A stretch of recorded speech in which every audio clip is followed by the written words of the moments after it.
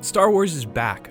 So to get you ready to experience or rewatch The Force Awakens, here are some random facts about the film I found interesting. To make the movie more aesthetically similar to the original Star Wars, whenever possible, real locations and miniature models were favored over green screens and CGI.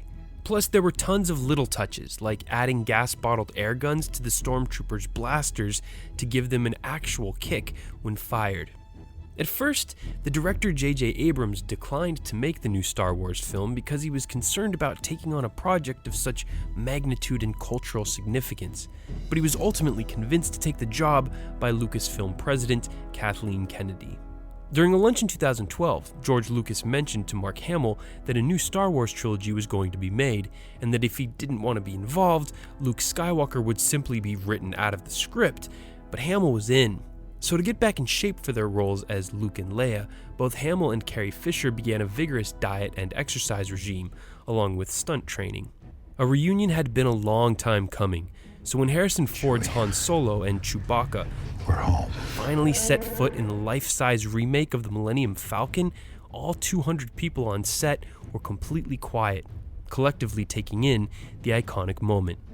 It was widely reported that Harrison Ford broke his ankle on the door of the Millennium Falcon while filming. A year later, though, Abrams revealed in an interview that he too had been hurt in the incident, breaking his back while trying to help Ford get out from under the door.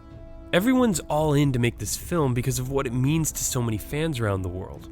Abrams even got Disney to allow terminally ill superfan Daniel Fleetwood to watch The Force Awakens at a special screening in his home.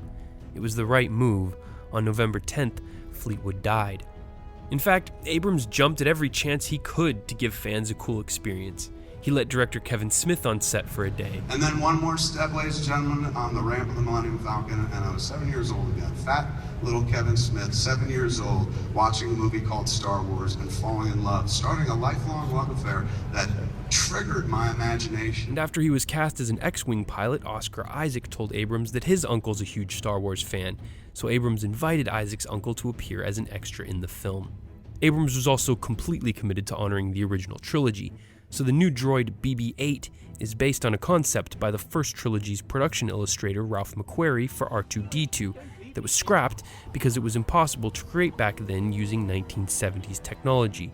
And as an Easter egg, and probably a dig on the heavily criticized second trilogy, Abrams thought of showing the skeleton of Jar Jar Binks for a few seconds in the desert.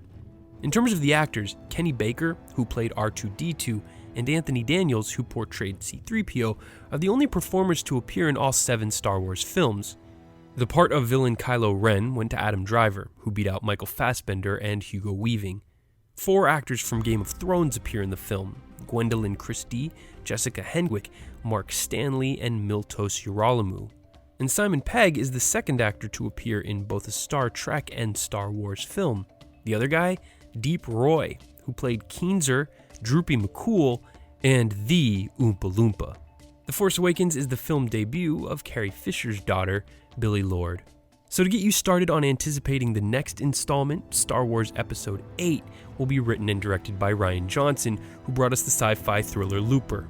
It'll hit theaters in the summer of 2017. But until then, enjoy Episode VII and rewatching the originals. Until the next video, I'm Bryce Plank. Thanks for watching.